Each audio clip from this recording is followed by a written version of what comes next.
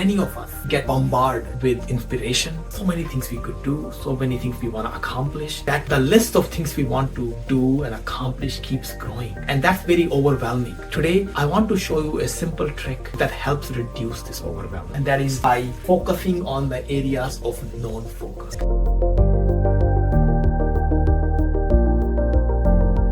Hello there. This is Yogi. I am a career and life coach helping people develop trust in themselves, building strong foundational relationships, and keep focus on what really matters to people in the long run. Today, we are going to talk about how to set goals that are effective and motivating. I did a workshop on this last week where I talked to a few people, and today I'm condensing part of the workshop into this video. My process of goal setting is split into 5 segments. First is reflecting on previous time period, in this case a year, where we are seeing the past for what it is. Not in a rosy light, not in a negative light either, but for what it is, what it was. The second step is actually quite critical, is determining what areas not to focus on. The third part is what many people think of as the goal setting. What would I love to create? This is a question I like to ask. I got this from one of my coaches and I love this question. What would you love to create? The fourth piece is a plan. Not the plan in terms of detailed plan, but what is the next step I want to take to make progress towards it? And finally, the fifth piece is a lock-in goal, where you can say the goal for the whole year in one sentence and keep that sentence handy, repeat it over and over again throughout the year. Before we dive into the reflection part of the goal setting process, let us first put a structure to what we are reflecting on. We are reflecting on our life and work, but that can be very broad. And what really helps people is to split that into a few areas that they can specifically focus on and shine the light of awareness on those areas. And those areas are divided into 3 main categories. The first is that of being, who you are being, what is your state of mind, what is your state of being, and that affects everything else you do. There are 5 areas that I like to focus on when we are focusing on our being.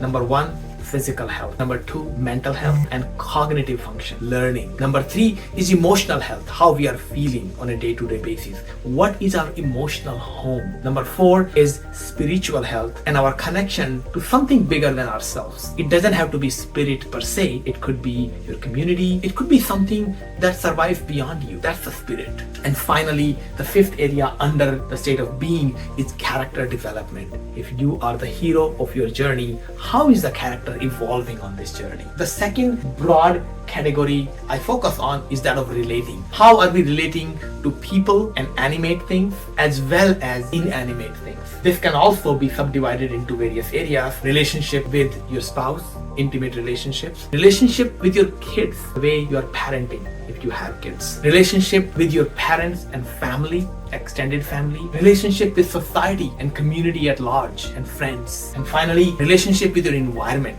How are you relating to your environment? Would you like to improve the way your room looks or the house you want to live in? That's your environment as a whole. And the third category of areas I like to focus on is doing or having. Under this, there are many areas. One being work and career. Second being your hobbies and recreation. The third being money and finances. Do you have any goals around that? The fourth being your contributions to community and society at large, or wherever you're working, wherever you want to make a contribution. The final one being our resources, the way we are managing our resources, most importantly, time and energy management. Now, given these areas, 3 categories of areas and 15 areas that I mentioned and write them down, let us reflect on the previous year. If you wish, you can close your eyes for a moment and I will lead you through a minute or 2 of mindfulness exercise where I'll help you become aware of all these areas, and then I would invite you to pause the video and jot a few things down. Let's close our eyes for a few moments, and if you wish to keep your eyes open, that's totally fine too. Let's bring our attention to the inflow and outflow of breath. Every breath goes in through the nostril. Become aware of the sensation that the breath is causing. With every out breath, become aware of the sensation that the out breath is causing in the nose area, the upper lip area. Breathe in and breathe out. With the next breath in, let the breath sink in a little bit deeper. Let it go to the belly. The belly expands as you breathe in. and the belly compresses as you breathe out. Breathe in, breathe out. And then slowly bring your awareness to your physical health. Especially, how was your physical health in the last year? With particular awareness towards what you feel grateful for, what you're proud of, what's making you happy. Then bring your awareness to the mental health. What did you learn? How did you improve yourself in your cognitive function? Then bring your awareness to your emotional health. How do you feel? What was your emotional home? What do you tend to feel on a default, regular basis? How's your spiritual health? Are you connected to something larger than yourself? How are you developing as a character in your own journey of life? Now shifting gears to the relating. What are you proud of? What are you happy about your relationship? If you have a partner, if you have kids, what are you happy about and proud of in your relationship with your kids? What are you happy about? How is your relationship with your family and extended family? How was your year when it comes to your connection with society and friends at large? What are you proud of in your environment? What are you happy about? What makes you joyful when you see around, look around your house, your apartment, wherever you're living? And finally, in the area of doing and having, what are you proud of in your work and career, in your hobbies and recreation? How about your money, your finances? What are you grateful about? Are you grateful about something you contributed towards in 2023? And finally, how did you manage your time and energy? Were you energetic? Are you happy about that? What are you grateful about? What are you focusing on through all these 15 areas? Is looking back at 2023 and looking at it from a lens of gratitude, pride, and happiness. What went well? And then also take a moment to think of one thing that you would like to do differently going forward. A lesson you learned from 2023 that you would like to implement and rectify in 2024. And now, slowly and gently, you can open your eyes. And I would invite you to pause this video and take 1 or 2 minutes of writing time. Sit down, write somewhere on a piece of paper ideally, or on a computer screen. Write about the 3 things from 2023 that you are grateful for, you are proud of, something you accomplished, something you're happy about, and one thing that you would like to do differently going forward. Please pause the video now and let's take a minute or 2 to jot those things down.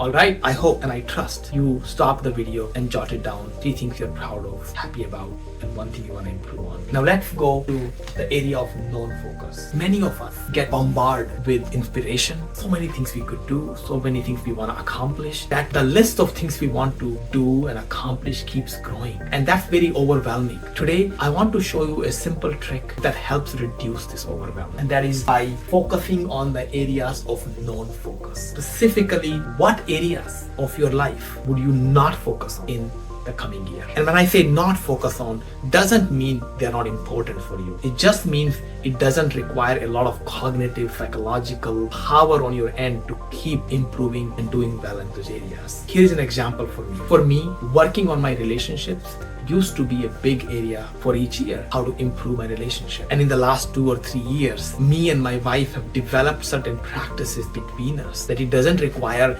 active thinking and work about how to improve our relationship. Those structures in place keep occurring and we don't have to actively focus our psychological, psychic energy into improving our relationship. Although it does require time and effort to improve the relationship. So one of my areas of non-focus is intimate relationship. Although that is an important area, a super important area for me, but this is not an area of focus for 2024. Another area is physical health. It used to be the case that I didn't have the habits of physical health around me, and it used to take a lot of effort and time to keep pushing myself. And now I know I will do what is needed to be done in my physical health to keep myself healthy. I want to invite you to think of at least one, ideally 2, 3, 4 areas of your life out of the 15 we talked about that are the areas of non-focus for you. Although the work in those areas will keep going. And we will put the list of those areas in the description below. So feel free to refer to those 15 areas in the description below. I invite you to pause the video again for a minute or two and jot down what are 1, 2, 3, 4 areas of your life that you're actively not focusing on in 2024. Go. Welcome back to the next step in the goal setting process. The next step is what many people think of as the goal setting process, which is what would you love to create. Go through the list of all 15 areas again, minus the areas of non-focus, and contemplate what would you love to create in each particular area. And when we say contemplate what would you love to create, I invite you to visualize what will a great year look like from the length of that area. It doesn't mean visualizing with your eyes. It might be feeling, it might be hearing, it might be sensing.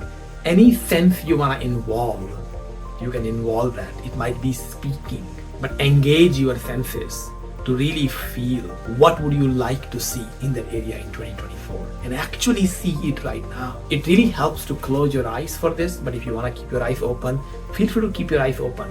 Go through the list of areas and see what would you love to create in the area of your physical health, your mental health and cognitive abilities, your learning, your emotional health, your spirituality, your character journey, your character growth, your intimate relationships, your parenting, your family and parents, friends and society, and your environment. What would you love to create in 2024 in the area of your environment? What would you love to create in the area of your work and career? You want to grow, you want to learn new skills, you want to change jobs, you want to get more responsibility and autonomy. How about the area of your hobbies and avocation? How about money? What would you love to create in the area of money? Financial independence, certain salary or income, revenue. How about contribution? And then how would you like to manage your time and energy? And next, I invite you to stop the video again for a few moments. 1, 2, 3 minutes and jot down 3, 4, 5, but no more than 10 items, things that you would love to create in the new year. And now let's jump to the step 4. I trust that you did do the step number 3 and you have high level goals for what would you love to create in 2024. And now let's get into a little bit of planning. Planning, not detailed plan, but for each of the 3, 4, 5 things you've written down, what will be the next action you want to take in the next week or next few days? Not long, but how would I like to shift things in the next week or 2? This is about quantifying some amorphous areas, improve the relationship. What does that mean? What do I need to do? Or getting a promotion. What do I need to do? What is the next step I can take? It's not about planning all the steps, but what are a couple of things I can do next to make some progress towards it. I invite you to actually write down 1 or 2 next actions for each of the things you wrote down here in what would you love to create, step number 3. Again, pause the video here for 1, 2, 3, 4 minutes and then write down those steps. Sometimes the step might be just to research some badminton club because you want to start playing badminton. But that step is an essential first step to figuring it out what you really want to do in the longer run. So let's spend a few minutes writing our next steps. Now that you've written down your goals and the next steps for each of the goals, here's a step to keep your goals and vision into perspective throughout the year. A lot of times we write the goals, we have New Year resolutions, and then the life happens and we don't even look at our goals. And in December, we wonder, where did the year go? And a lock-in goal is a way to avoid that trap. A lock-in goal is a combination of what would you love to create, but a one-sentence description of what would you love to see in your year 2024. What would you love to create, but described in one sentence. It doesn't have to include all the goals, but that's the one most important thing that's significant for you. For me, the lock-in goal should be a little bit challenging. You're not quite sure you can achieve it. For example, for this year, for me, is growing my business by 2x while working half the time. And that seems very difficult but also very exciting, because then I'll be spending more time on content creation, serving people at a larger scale than just through my coaching, and also spend time with my daughter, go out with her more often, engage with her even more than I'm currently doing. And that lock-in goal is an exciting goal for me. What is the lock-in goal for you? Think for it for a moment. Close your eyes for a moment if that helps. And write one sentence description for what is your lock-in goal. And once we write that down, we want to review that lock-in goal every day, morning, evening, twice a day. We are reviewing that. And if you can develop the habit of looking at all your goals every morning and evening, that's great. But at least a lock-in goal, you don't even have to review.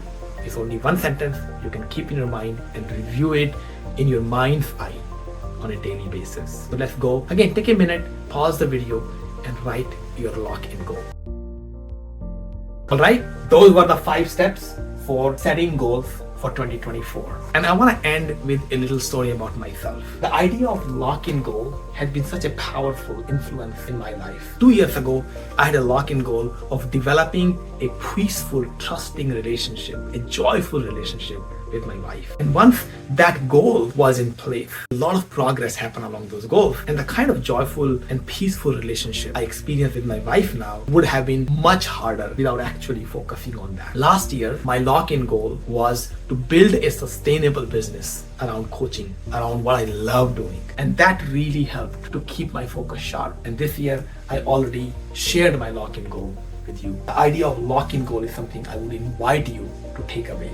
And the second most important thing is the idea of non-focus. Many people have told me how powerful this idea for them, because they feel overwhelmed, they need to make progress on all the different areas. That's all for now. I wish you a happy, prosperous, thoughtful new year. And if I can help you in any way in your journey towards the amazing goals that you set, feel free to comment below and let's get into a conversation. Thank you.